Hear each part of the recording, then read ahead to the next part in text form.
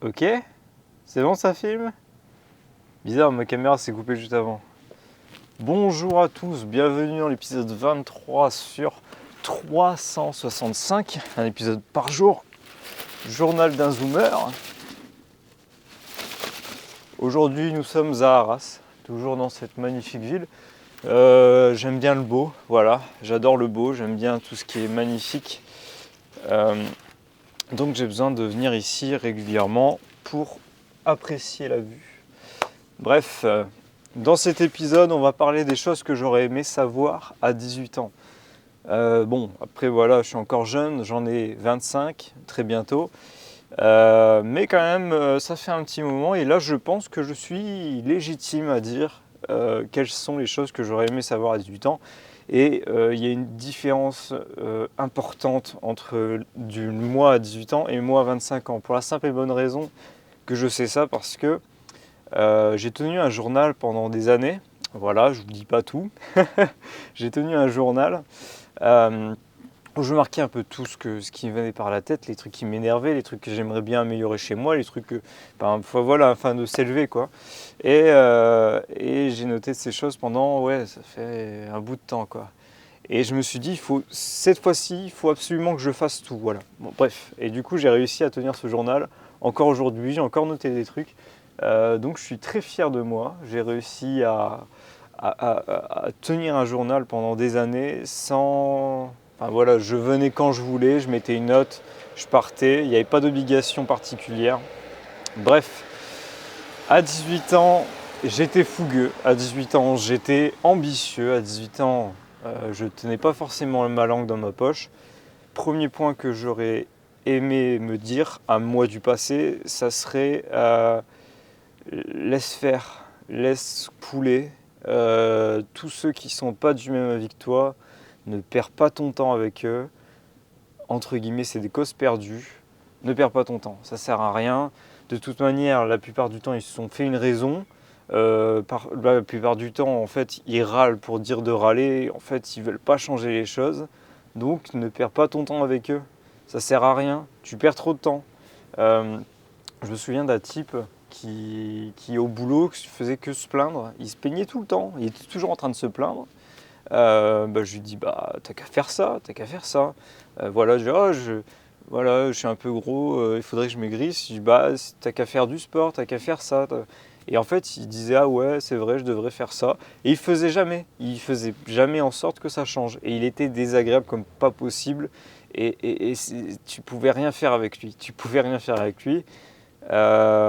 C'est terrible. Bref, ne perds pas ton temps avec n'importe qui. Deuxième chose que j'aurais aimé dire à moi de 18 ans, fais du sport, fais beaucoup de sport. L'intensité ne sert à rien. Ce qui compte, c'est la répétition de ce sport. Il faut que tu te focalises sur plusieurs répétitions. On s'en fout en fait de j'aimerais bien courir 45 minutes, j'aimerais bien courir 1 heure, 2 heures, 3 heures. Cours 15 minutes, 10 minutes, tant que le jour d'après, tu recommences. C'est la régularité dans tout, que ce soit dans le sport, dans le travail, il faut que tu bosses ta régularité. Peu importe la quantité de travail, tu peux commencer par juste une petite vidéo, voilà, tu peux commencer par quelque chose de super simple dans ton travail ou dans le sport. Ce qui compte, c'est que tu sois régulier. Et la régularité, c'est la clé, je vous le certifie. J'ai déjà donné l'exemple dans une autre vidéo, je ne sais pas si je la retrouve, je vous mets la fiche juste ici, si je la retrouve. C'est un épisode où je disais l'effet cumulé, en gros la règle des 1%. Si tu fais 10% et que demain tu fais 0, ta courbe elle va faire ça, puis après elle va baisser, puis après elle va stagner, elle va baisser, elle va stagner, elle va baisser. Alors que si tu fais 1% tous les jours, ça fait exponentiel. Tu vois pas ce que je veux dire? Bref, c'est ça le but recherché, il faut que tu sois régulier dans ce que tu fais. 3. Travaille pour toi. Bon, ça tu l'avais compris à 18 ans, mais ça c'est aussi pour vous, les gens qui regardent. Travaille pour toi. Je suis en train de lire le livre Père riche, Père pauvre. J'ai jamais osé le lire parce que le titre me dégoûtait. Vraiment, j'avais une haine profonde pour ce livre parce que je le trouvais prétentieux, arrogant, malaisant même, je dirais même, parce que c'est un peu insultant. Tu peux avoir un père pauvre et quand même avoir une bonne éducation. Et c'est pas parce que tu as un père riche que forcément il a tout compris. Et en fait, j'ai compris le titre une fois que j'ai lu ce livre, parce que finalement je me suis dit, c'est bizarre, je cherchais un livre parce que j'avais un objectif. Je devais lire 10 pages par jour par exemple, et j'avais plus de livre. Donc je suis parti à la librairie et je suis tombé sur ce livre pour la 10e fois de suite, et je me suis dit, non, c'est pas possible, il faut que je l'achète, il faut que je regarde. Et ce livre, tu comprends exactement pourquoi le titre, et en fait, il est approprié finalement. Et il te donne une bonne leçon financière. Je sais plus de ce que je voulais dire là-bas, c'était quoi? La régularité. Ouais, travaille pour toi, travaille pour toi, travaille pour ton business, travaille pour tes affaires. Il faut absolument que dans ta tête, tu te dises, tout ce que je fais, c'est pour moi, pas pour quelqu'un d'autre. Il y en a beaucoup de vos parents vont vous dire, trouve un travail, trouve un truc. Mais en fait, tu enrichis ton employeur. Si tu gagnes beaucoup, tu enrichis l'État. Si tu gagnes, je sais pas, si tu veux faire acheter une maison, tu enrichis ton banquier. Mais jamais tu t'enrichis toi. Pense à toi. Enrichis-toi d'abord. Donc travaille pour ton business, travaille gratuitement, comme là je le fais, je travaille gratuitement. Et un jour ça paiera. Un jour ça paiera. Il faut donner pour recevoir. Donne pour recevoir. Mais il ne faut pas donner à n'importe qui non plus. Voilà. Je vous laisse dans le flou, vous savez très bien, vous allez apprendre en travaillant, vous allez vous rendre compte à qui il faut donner, à qui il ne faut pas donner aussi. Parce qu'il y a des choses qu'on apprend aussi. Par exemple, la charité, c'est important de donner la charité. Et quand tu donnes la charité à des gens, tu te rends compte qu'en fait, parfois, tu comprends pourquoi ils sont dans ces situations-là et pourquoi ils ne veulent pas s'en sortir surtout. Parce qu'on peut tous se sortir d'une situation, peu importe ton niveau. C'est pas parce que lui, il a hérité, lui, il est riche. À un moment aussi, je me focalisais sur ça. Je voyais des gens riches, je me disais, ils ont hérité. Tu vois, j'avais cette haine un peu, tu vois, je me disais, c'est pas possible. Alors qu'en fait, la plupart du temps, ces gens ont une vie, je sais pas, ils n'ont pas forcément hérité, ils ont travaillé, pas forcément dur, mais ils ont été malins, ils ont fait des bons investissements, les bons moments, et ils ont une bonne éducation financière. C'est pour ça que je vous conseille le livre Père riche, Père pauvre. Vraiment, passez au-delà du titre, c'est vraiment très important. Donc le sport, la régularité, ça je l'ai dit, travailler pour soi. Après, qu'est-ce que j'aurais aimé dire? Ah oui, ça c'est un truc, si vraiment. Ne tombe pas dans le gauchisme. Le gauchisme, c'était noble il y a 10 ans, 20 ans encore. Aujourd'hui, ça ne l'est plus. Ça l'est plus. Ça l'était quand elle était là pour la lutte ouvrière, pour aider les salariés, pour aider ceux qui travaillent, où il y avait une inégalité. Tu vois, ils n'avaient pas le choix, ils devaient travailler parce qu'ils n'avaient pas un sou. Du coup, ils ont travaillé et comme ils ne gagnaient pas assez, il fallait des luttes ouvrières, il fallait se battre pour qu'ils gagnent plus, pour pouvoir mettre de côté, pour pouvoir épargner, pour avoir une vie décente en fait. Là, c'était utile, là, c'était important. Aujourd'hui, la gauche, elle est genrée, elle est wokiste, elle est LGBT, ne tombe surtout pas là-dedans, je t'en supplie. Je dis ça parce que je suis tombé là-dedans directement. Ne crois pas en ces conneries de climat, ne crois pas en bref, ne crois pas aux politiciens. Les politiciens souvent défendent les intérêts des gens les plus riches et parfois sont dans des idéologies un peu brossons, voilà. Et en plus, ces gens ne respectent même pas ce qu'ils disent, c'est-à-dire qu'ils sont complètement incohérents sur le papier. Le matin, ils vont te dire A, l'après-midi, ils vont te dire B, et le lendemain, ils vont te dire C. Donc, ne perds pas ton temps avec ça. D'ailleurs, aujourd'hui, petite parenthèse, moi aujourd'hui, je fais des sketchs politiques sur TikTok. Vous pouvez me suivre d'ailleurs, tout est dans la description. Je surfe sur cette tendance, mais je ne crois pas du tout en toutes ces choses-là. Je me bats contre le wokisme, je me bats contre les LGBT, je me bats. Je dis la cause à la base était noble, aujourd'hui elle l'est plus. C'est simple, le mariage gay, tout ça à l'époque c'était cool, on s'en foutait. Ils faisaient leur vie quoi. Et aujourd'hui ils nous poussent de la tolérance à nous en mettre la tête sous l'eau, quoi. Enfin, soit tolérant, alors qu'on l'était déjà en France. La France est un pays pas raciste. La France n'est pas un pays raciste. La France est un pays tolérant, ouvert. Et les politiciens veulent vous faire comprendre que c'est non, ils sont racistes, ils ne sont pas tolérants. Alors qu'en fait, si, complètement. Enfin, on n'a pas eu de racisme envers les Noirs. Les seuls gens en qui on est raciste, entre guillemets, c'est les gens qui bossent pas, les gens qui foutent le bordel, les gens qui cassent. Il y a voilà, et puis c'est souvent connoté à une communauté, il ne faut pas faire d'amalgame, et la plupart du temps on ne fait pas d'amalgame, juste on n'aime pas les gens qui bossent pas, les gens qui sont... Voilà, bref. Là c'était la petite parenthèse pour mon TikTok, n'hésitez pas à follow. Donc il y a ça. Ne tombe surtout pas dans le climat. Putain, revends ton vélo pliant. Revends ta gourde métallique. C'est une arnaque de plus pour nous dominer. Écoute le World Economic Forum, je te dirais. J'aurais dit aussi écoute Aldostérone. Suis Anis Leaniev, mais ça je l'avais fait à 19 ans donc ça va. Et Idriss Aberkan n'est pas un scam. Voilà, c'est ce que j'aurais dit à mon mois de 18 ans. Parce qu'à un moment, il y a eu beaucoup de fact-checkers qui ont tenté de nuire à Idriss Aberkan et je les ai crus. Voilà, et j'ai vérifié et tout, c'est vrai et tout. Et en fait, j'étais complètement désabusé parce que Idriss Aberkan, il y a eu même des soupçons comme quoi c'était un espion russe, enfin, ouais, c'était n'importe quoi, quoi. Et en fait, cet homme est vraiment brillant et vraiment talentueux et il œuvre tous les jours, chaque jour, pour nous informer.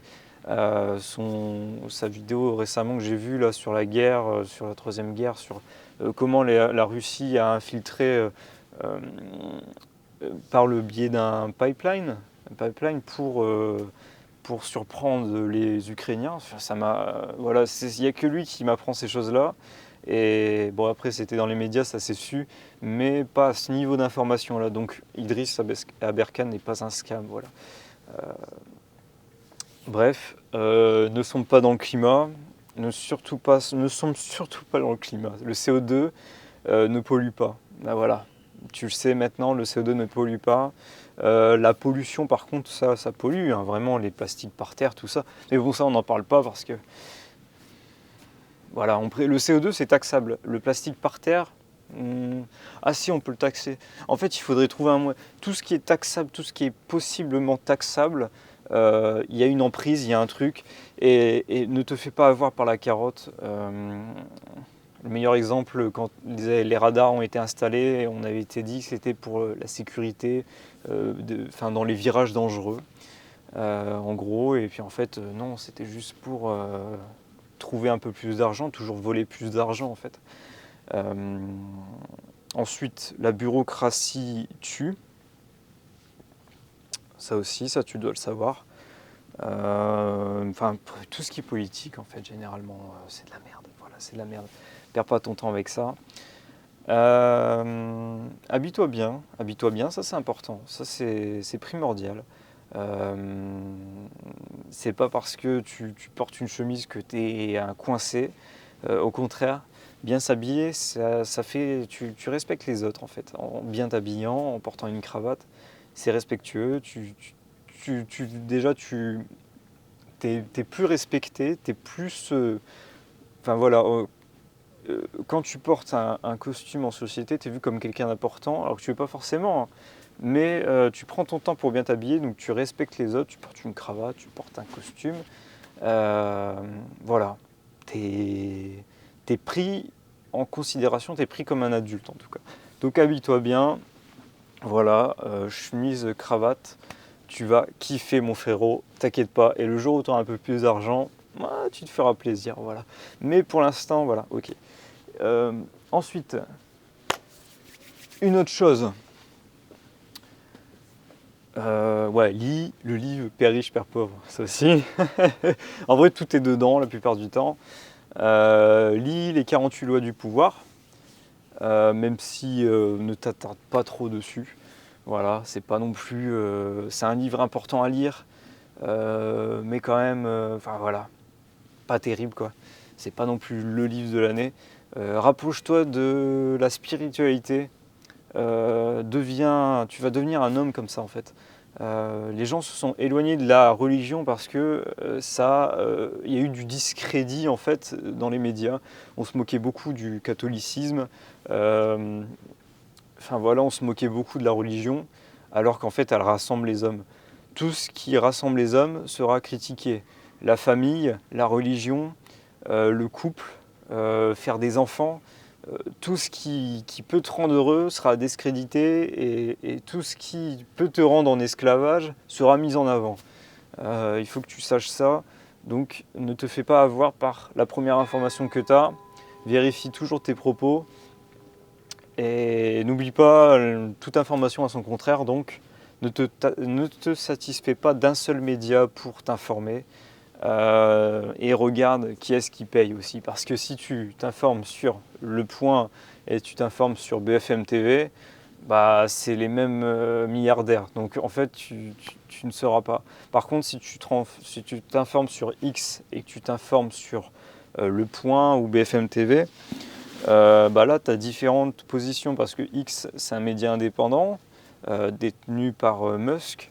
Et Le Point, BFM TV, c'est détenu par je ne sais pas qui, je ne sais pas quel milliardaire français qui manipule. Enfin voilà, vous avez mon point de vue, bref.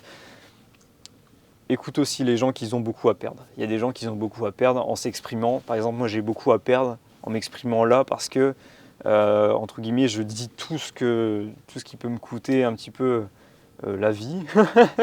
Mais quand je fais des blagues politiques, je me dis à tout moment, des fois je dis à ma copine, je dis si un jour je meurs assassiné de 9 balles dans le dos, c'était pas un suicide, j'étais très heureux, je vivais ma vie. Et au moins je dis la vérité, au moins je suis droit dans mes bottes. Et je suis fier de ce que je fais, et voilà. Donc n'aie pas peur de dire ce qui dérange, n'aie pas peur d'être un personnage aussi. Les gens adorent les personnages. Ensuite,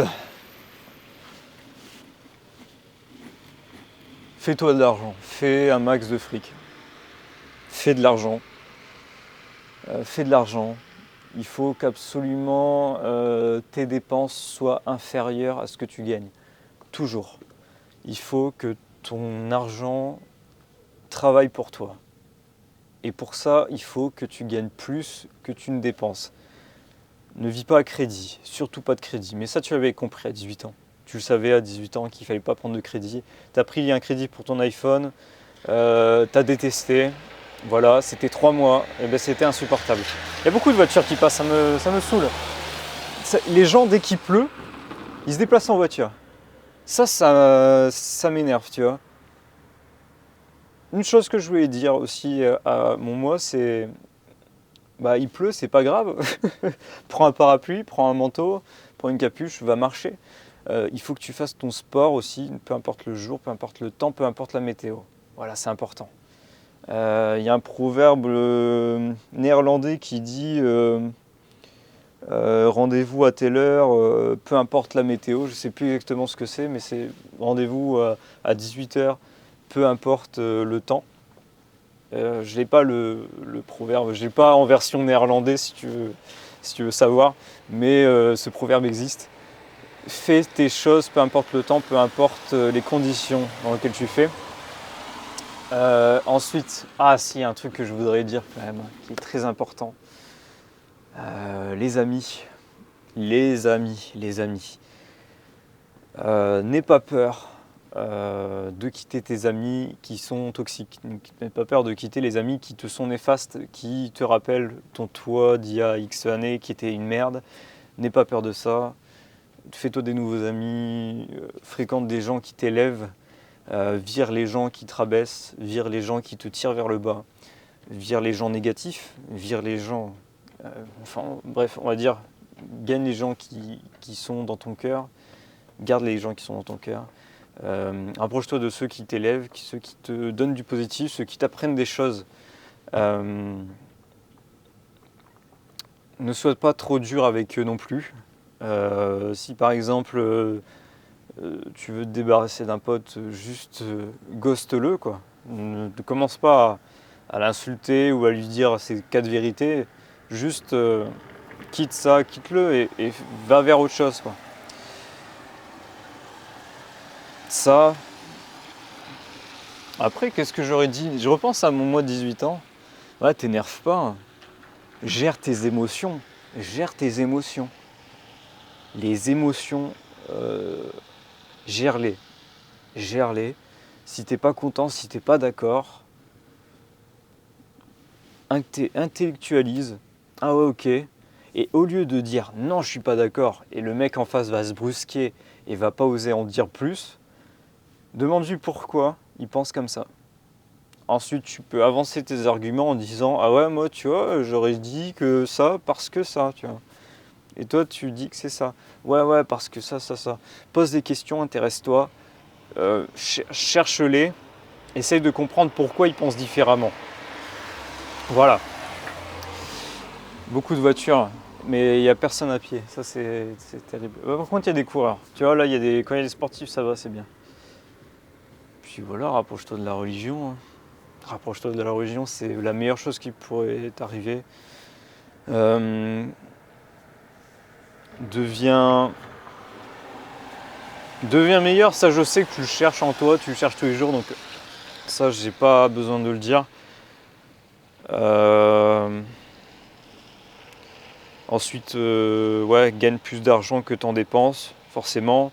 Investis, le moindre euro que tu as, tu dois l'investir. Il faut que tu cherches constamment à comment tu peux gagner de l'argent pour plus tard que tu ne puisses ne plus travailler. Il faut vraiment que tu te concentres sur ça.